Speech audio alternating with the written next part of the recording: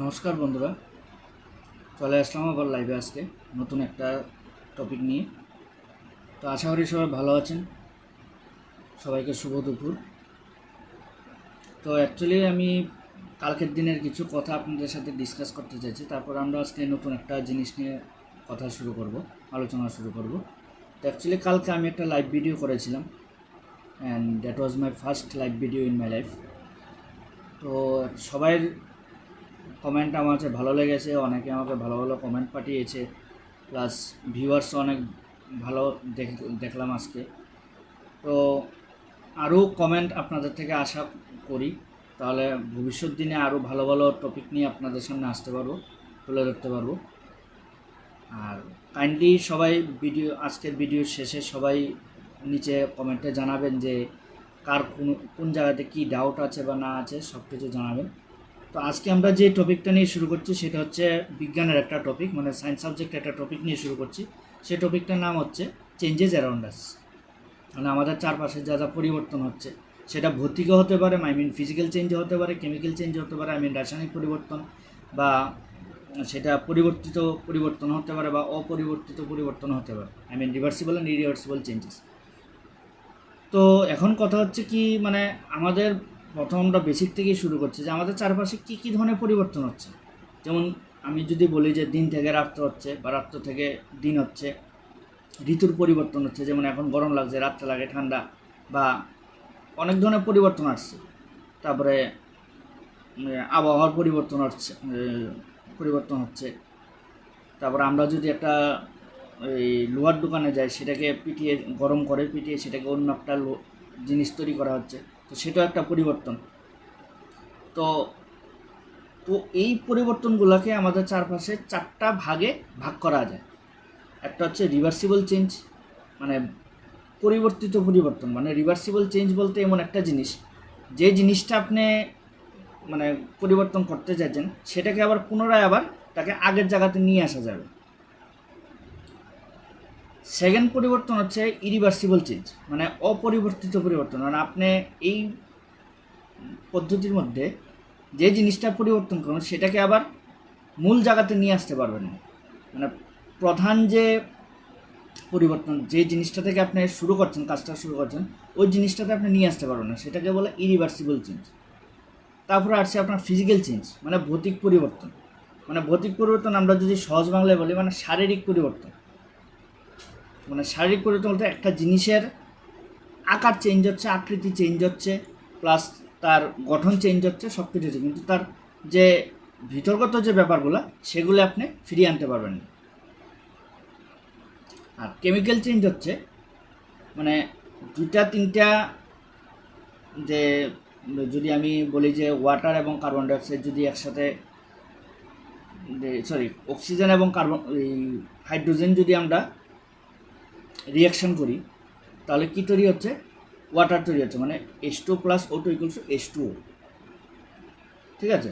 তো মানে জল তৈরি হচ্ছে। তো এটাকে বলে কেমিক্যাল, মানে রাসায়নিক পরিবর্তন। তো এবার চলি, আমরা শুরু করি প্রথম থেকে আবার।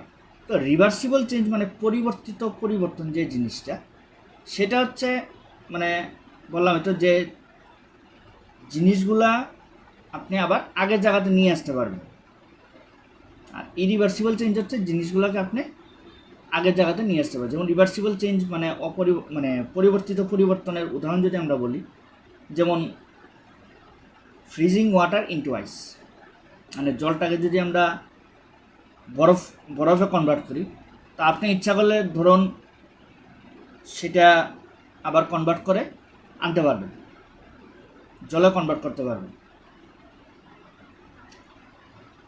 তারপরে নেক্সট হচ্ছে মেল্টিং ওয়াক্স, মানে আমরা যে মুং গলাই, তো মুংটা গলার পরে যেই পার্টিকেলসটা আপনার নিচে থাকে, সেটাকে দিয়ে আপনি নতুন করে আবার একটা মুং তৈরি করতে পারবেন।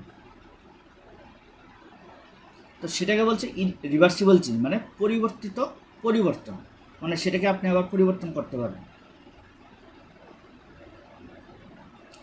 সেকেন্ড হচ্ছে ইরিভার্সিবল চেঞ্জ। ইরিভার্সিবল চেঞ্জ হচ্ছে যেমন যেটাকে আপনি আর পুনরায় আগের জায়গাতে নিয়ে আসতে পারবেন না। যেমন আমি যদি একটা কেক বানাই, তো কেকের মধ্যে অনেক ধরনের ম্যাটেরিয়ালস আমরা অ্যাড করি, যেমন বেকিং সোডা, বেকিং পাউডার, তারপর যে মানে কেক ইনগ্রিডিয়েন্ট যেগুলি থাকে, মানে যেমন চকলেট ফ্লেভার যে এরকম কিছু থাকে, যেই ফ্লেভারই আমরা অ্যাড করি। সরি। তো আপনি যখন কেকটা বানাবেন, বেক করার পরে যখন কেকটা আপনার তৈরি হবে, তো সেটার মধ্যে যে পার্টিকেলসগুলো আপনি অ্যাড করেছেন সেটাকে তো আপনি আর ফিরিয়ে আনতে পারবেন না, ঠিক আছে? তো ওইটা হচ্ছে ইরিভার্সিবল চেঞ্জ। তারপরে আমরা যে কাঠ জ্বালাই, মানে জ্বালানি যে ব্যবহার করি, বার্নিং অফ উড, তো এই ক্ষেত্রে কি দেখা যাচ্ছে যে আমরা জ্বালানি মানে কাঠটাকে যদি আমরা আগুনে দিয়ে দিই, কাঠটা জলে পুরো ছাই হয়ে যাচ্ছে, তো আমরা কি পাচ্ছি নিচে? শুধু ছাই পাচ্ছি, অ্যাশ পাচ্ছি, আমরা কালো কালারের অ্যাশ আমরা পাচ্ছি। তো ওই অ্যাশটা থেকে কি আপনি কাঠ তৈরি করতে পারবেন? পারবেন না। তো ওইটাকে বলছে ইরিভার্সিবল চেঞ্জ। তারপরে বা আপনি যদি একটা ম্যাস্টিক জ্বালান, তো ওই ম্যাস্টিকটা জ্বালানোর পরে যে বারুদটা পুড়ে যায়, তো সেটাকে কি আপনি আবার পুনরায় জ্বালাতে পারবেন? জ্বালাতে পারবেন না। তো মানে জ্বালাতে পারবেন বলতে ইউজ করতে হবে, ইউজ করলে তো মানে ইউজ করা মানে এখানে জ্বালানি, মানে আপনি যদি জ্বালাতেই না পারেন, ইউজই না করতে পারেন, তাহলে কী করে জ্বালাবেন? তো সেটা হচ্ছে ইরিভার্সিবল চেঞ্জ। তারপরে আমরা নেক্সট যে টপিকে আসবো সেটা হচ্ছে ফিজিক্যাল এবং কেমিক্যাল চেঞ্জ, মানে ভৌতিক পরিবর্তন এবং রাসায়নিক পরিবর্তন।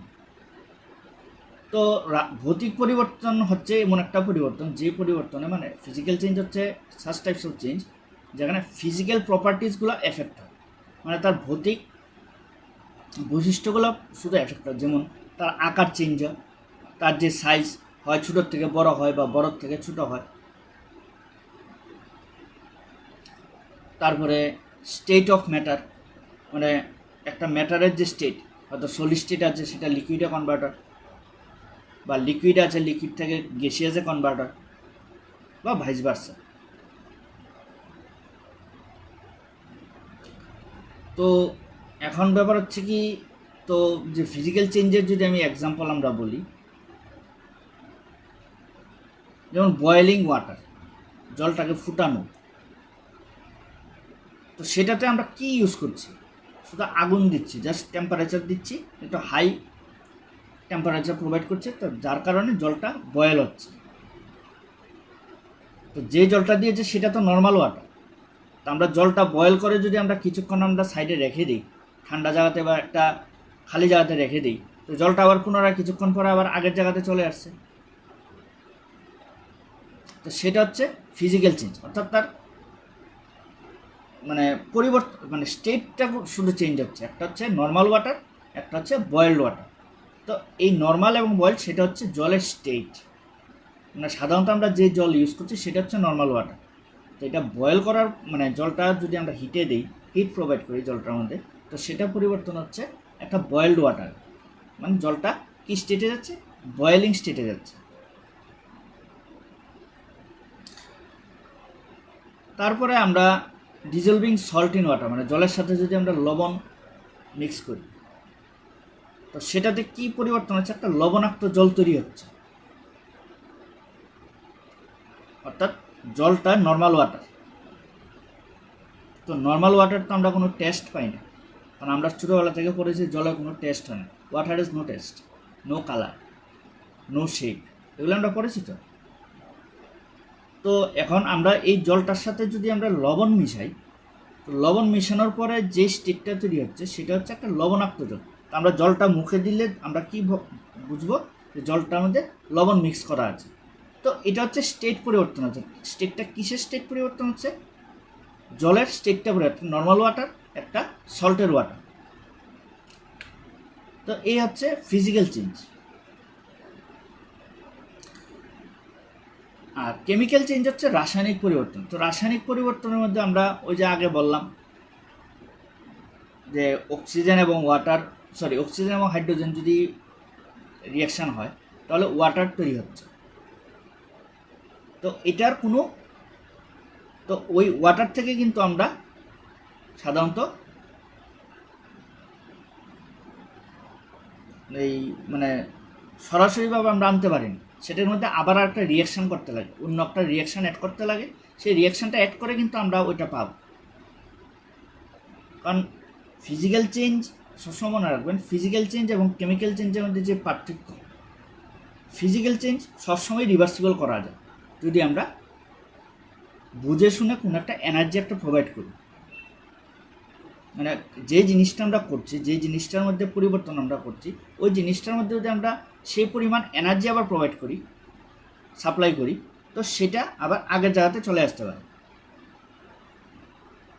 কেমিক্যাল চেঞ্জ ইরিভার্সিবল আমরা জানি। কেমিক্যাল কারণ আমরা যদি আপনার অক্সিজেন এবং হাইড্রোজেন যদি রিয়াকশান করি তো ওয়াটার তৈরি হচ্ছে, তো সেটা কোনোভাবেই রিভার্সিবল না। হ্যাঁ, সেটাও রিভার্সিবল। কীভাবে রিভার্সিবল? আমরা যদি একটা রিয়াকশান অ্যাড করি, সেই রিয়াকশান অ্যাড করলে আমরা এই কী বলে সেটা আবার অক্সিজেন এবং হাইড্রোজেনটা আমরা পুনরায় পেতে পারবো।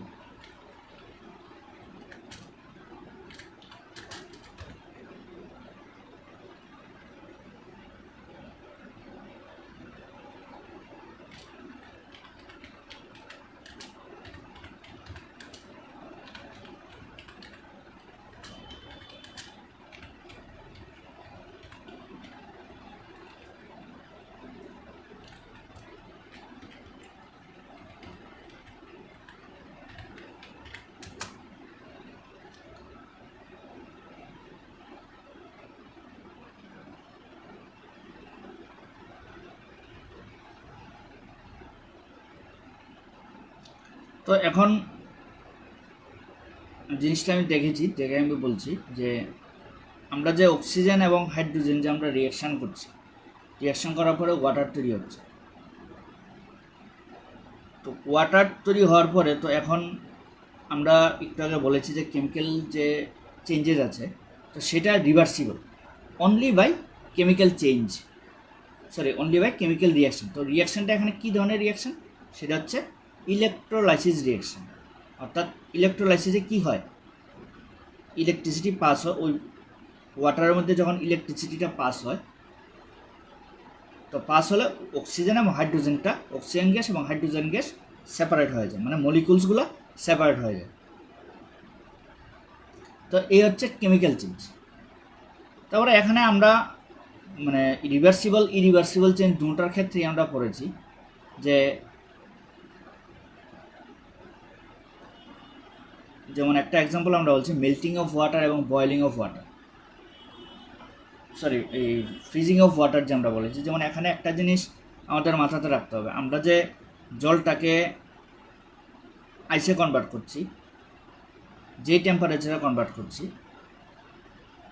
এবং আইসটাকে যে টেম্পারেচারে আমরা জলে কনভার্ট করছি, দুটোই সেম। অর্থাৎ কত টেম্পারেচারে আমরা কনভার্ট করছি? 32 ডিগ্রি ফারেনহাইট বা 0 ডিগ্রি সেলসিয়াস। তো আপনি অনেকের প্রশ্ন থাকতে পারে যে জলটাকে যে আমরা আইসে কনভার্ট করব, কত ডিগ্রি টেম্পারেচারে আমরা কনভার্ট করব? সেটা হচ্ছে 32 ডিগ্রি ফারেনহাইট। আর আইসটাকে আবার যখন আমরা জলে কনভার্ট করব, তো সেটার টেম্পারেচার আমরা 30 ডিগ্রি ফারেনহাইটই আমরা ইউজ করব।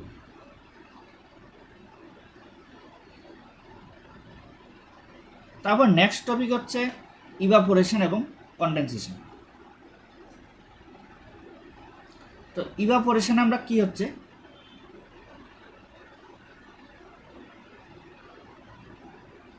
ইভাপোরেশনের যে লিকুইড সাবস্টেন্সটা থাকে সেটা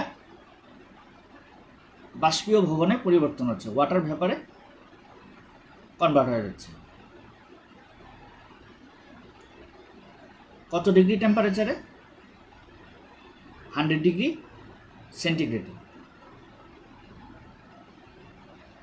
এবং কনডেনসেশন মানে জিনিসটা কি, সেটা হচ্ছে ওয়াটার ভেপারটাকে যখন আমরা পুনরায় জলে কনভার্ট করব, কিসের মাধ্যমে হচ্ছে? সেটা হচ্ছে কনডেনসেশনের মাধ্যমে সেটা পসিবিলিটি হচ্ছে। অর্থাৎ ইভাপোরেশন এবং কনডেনসেশনে একটা জিনিসই আমরা পরিবর্তন করতে পারছি, সেটা হচ্ছে জলটা একবার লিকুইড মানে এই জলটা একবার ওয়াটার ভেপারে কনভার্ট হচ্ছে, আবার সেই ওয়াটার ভেপারটা আবার জলে কনভার্ট হচ্ছে, অর্থাৎ দুটোটা ক্ষেত্রেই জলের প্রয়োজন হচ্ছে। That means it involves water in both the process of evaporation and condensation. তো এই হচ্ছে ইভাপোরেশন এবং কনডেনসেশনের যে বেসিক যে জিনিসগুলো। তো এবার আমরা যদি যাই, এবার আমরা কিছু কিছু জিনিস আমরা বলছি, যেমন মানে এগুলি করলে মানে জিনিসগুলো বুঝতে সুবিধা হবে আপনাদের। যেমন একটা প্রশ্ন যদি আপনাদেরকে আমি মানে করি, যেমন রিসেন্টলি যে আমাদের আগরতলা শহরে বৃষ্টি হয়েছে, তো অনেক জায়গাতে জল উঠেছে। তো এই অবস্থাতে আমরা কিভাবে হাঁটবো? আমাদের তো বাড়ি ঘরে ফিরতে হবে, বা কেউ তো আর জলে বসে রয়নি, তো সবাই বাড়ি ফিরেছে। আমরা বাড়ি ফেরার সময় আমরা মানে যতটুকু জল আছে এতটুক আমরা যে পরনে যে কাপড় থাকে, বা মহিলার যে কাপড় পরানো থাকে, বা ছেলেরা বা মানে ইয়ং বয়সের যে ছেলেমেয়েরা ওরা যে জিন্স পরে, তো জিন্সটা একটু তুলে রাখে কেন? অর্থাৎ জলমগ্ন জায়গাতে যখন আমরা হাঁটি তখন ওই জিন্স প্যান্টটা যে কাপড়টা তুলে আমরা হাঁটি কেন? কী কারণ হতে পারে? কারণ কাপড়টা বিপরীতমুখী। কারণ কাপড়টা তুললে কাপড়টা কিন্তু আবার জল যেখানে নিই আমরা কিন্তু সেখানে নামিয়ে আবার নর্মালভাবে হাঁটতে পারব। তো এটা হচ্ছে একটা রিভার্সিবল চেঞ্জের অর্থাৎ বিপরীতমুখী পরিবর্তনের একটা উদাহরণ। এবার আমরা যদি আরেকটা অবিপরীতমুখী নয়, মানে অবিপরীতমুখী মানে বিপরীতমুখী না, মানে ইরিভার্সিবল চেঞ্জের যদি আমরা একটা এক্সাম্পল ধরি, যেমন আমরা ছোটোবেলায় খেলনা দিয়ে খেলছি, তো খেলনাটা হাত থেকে পরে ভেঙে গেল। তো ভেঙে যাওয়ার পরে তো সেটাকে কি আর জোড়া লাগানো যাবে? বা জোড়া লাগাতে পারবেন আপনারা? সম্ভব না, কারণ জোড়া লাগালে তার শেপটা নষ্ট হয়ে যাবে, বা শেপটা যদি ঠিকঠাকও থাকে মানে দেখতে একটা অড লাগবে, মানে একটা বিশ্রী লাগবে।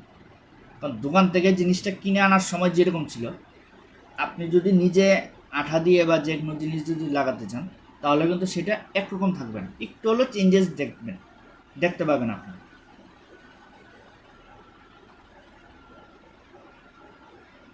তো কেন দেখতে? কারণ এটা বিপরীতমুখী নয়, আপনি পুনরায় আগের জায়গাতে নিয়ে আসতে পারবেন, একটু হলেও চেঞ্জেস আপনারা বুঝতে পারবেন। এবার কিছু কিছু আমি এক্সাম্পল আমি বলছি, মানে রিভার্সিবল এবং ইরিভার্সিবল চেঞ্জেস, মানে বিপরীতমুখী এবং অবিপরীতমুখী পরিবর্তনের কিছু উদাহরণ আমি বলছি। যেমন এক টুকরো কাঠ, একটা কাঠ আমরা ছোটো একটা টুকরা করে কাটলাম, তো সেটাকে কি আপনি আবার আগের জায়গাতে নিয়ে আসতে পারবেন? ধরুন আপনার কাছে 2 ফুট লম্বা একটা কাঠ ছিল, তো সেটাকে আপনি কাটলেন, আপনার যতটুকু দরকার এইটুকু বুঝে আপনি কাটলেন, তো সেটাকে কি আপনি আবার পুনরায় আনতে পারবেন আগের জায়গাতে? হ্যাঁ, আঠা দিয়ে বা যে কোনো জিনিস দিয়ে আপনি লাগাতে পারবেন, কিন্তু আপনি কিন্তু বারবারই বুঝতে পারবেন যে এই জায়গাতে আপনি কেটেছেন, আপনি কোনো একটা জিনিস ইউজ করে এটা কেটেছেন, এটা কিন্তু স্পষ্ট বোঝা যাবে, কারণ ওইটা কিন্তু আপনি ঢাকতে পারবেন না। কারণ এখন বর্তমান যুগে অনেক ধরনের মেশিন বেরিয়ে গেছে, অনেক ধরনের পদ্ধতি বেরিয়ে গেছে, ভাঙ্গা জিনিসকে লাগানো যায়, পসিবিলিটি আছে, কিন্তু প্রবলেম হচ্ছে একটা ডিফল্ট কেস থাকে ওই জায়গাতে। সেই ডিফল্ট কেসটা হচ্ছে আপনি যে ভাঙ্গা জিনিসটা জোড়া লাগাচ্ছেন সেটা কিন্তু আপনি দেখতে পাবেন যে ওই জায়গাতে একটু হলো কাটা আছে। আপনি যদি একটু ভালো করে হাত দিয়ে যদি জিনিসটা স্পর্শ করেন তাহলে কিন্তু আপনি বুঝতে পারবেন যে এই জায়গাতে একটু হলো কাটা আছে জিনিসটা। কারণ আমাদের বাড়িতে অনেক জিনিস অনেক কিছু জায়গাতে অনেক কোনাকানাতে ভেঙে যায়, তো সেটাকে আমরা কি করি? আমরা সিমেন্ট দিয়ে হোক বা মানে বিভিন্ন ধরনের যে জিনিসটা ভাঙবে ওইটা জোড়া লাগানোর জন্য যেসব আঠা দরকার ওই সব আঠা এনে আমরা লাগিয়ে দিই, কিন্তু জিনিসটা কিন্তু একটু হলো বোঝা যায় যে না এই জায়গাটা একটু ভেঙেছিল, দেখলে আপনার মনে হয়ে যায়, কিন্তু আপনি কিন্তু গ্যারান্টি দিয়ে কাউকে বলতে পারবেন না যে না এটা ভাঙ্গেন, এটা এরকমই ছিল, সেই গ্যারান্টি আপনি দিতে পারবেন না। তারপর আরেকটা এক্সাম্পল, তো এটা এক টুকরো কাঠ যেটা, সেটা হচ্ছে কাঠ কাটা, সেটা হচ্ছে বিপরীতমুখী নয়, মানে ইরিভার্সিবল চেঞ্জ। তারপর আসছে জলে চিনি দ্রবীভূত করা, মানে জলটা, মানে জলের মধ্যে আমরা চিনি মিক্স আপ করছি। তো বিভিন্ন ধরনের সেপারেশন অফ সাবস্টেন্স একটা চ্যাপ্টার আছে, তো ওই চ্যাপ্টারে আমরা যদি নেক্সট ক্লাস সম্ভব হয়, তো নেক্সট ক্লাসে আমরা তো কীভাবে কোনটা সেপারেশন, কোনটা থেকে কোনটা সেপারেশন কীভাবে করা যায় সেটা নিয়ে আমরা আলোচনা করব। তারপরে খাদ্য রান্না করা, আমরা যে বাড়িতে খাবার রান্না করছি, তো খাবার যে আমরা রান্না করছি, তো আমরা মশলা, তেল, লবণ, মরিচ যাই কিছু অ্যাড করছি, তো সেগুলি কি আমরা ফিরে পাই? ফিরে তো পাই না। সেগুলো কোথায় গিয়ে স্টোর হচ্ছে? আমাদের শরীরে গিয়ে স্টোর হচ্ছে। আমরা এনার্জি পাচ্ছি খাওয়ার পরে, সেই খাওয়াটা দিয়ে আমরা এনার্জি স্টোর করছি, এবং সেই এনার্জিটা স্টোর করে সেই এনার্জিটা অন্য একটা ভালো কাজে লাগাচ্ছি। আমাদের দৈনন্দিন জীবনে যা কাজকর্ম থাকে সেটাতে আমরা কাজে লাগাচ্ছি। তো সেটা হচ্ছে অপরিবর্তিত পরিবর্তন, মানে ইরিভার্সিবল, সেটাকে আপনি পরিবর্তন করতে পারবেন না।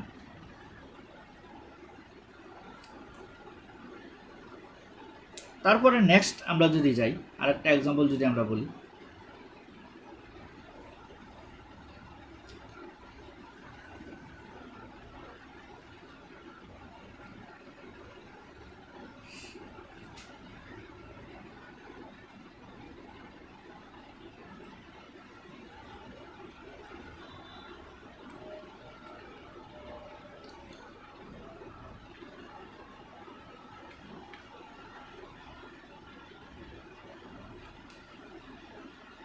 যেমন আমরা পূজা পার্বণ এইসব আসলে আমরা বিভিন্ন ধরনের নাড়ু খাই, বিভিন্ন ধরনের ফুড আইটেমস আমরা বাড়িতে বানাই।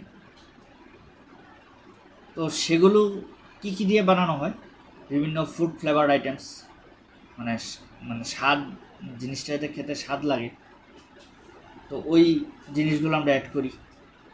তারপরে ময়দা অ্যাড করি, চিনি অ্যাড করি, একটু দুধ লাগলে দুধ অ্যাড করি, জিনিসটা একটু নরম হয়, একটু তুলতুলে হয়। তো ওই জিনিসগুলা কি আমরা পরিবর্তন করতে পারবো?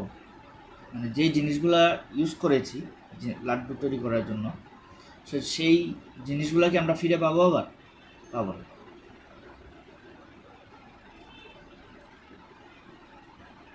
তো এটা হচ্ছে অপরিবর্তিত পরিবর্তন।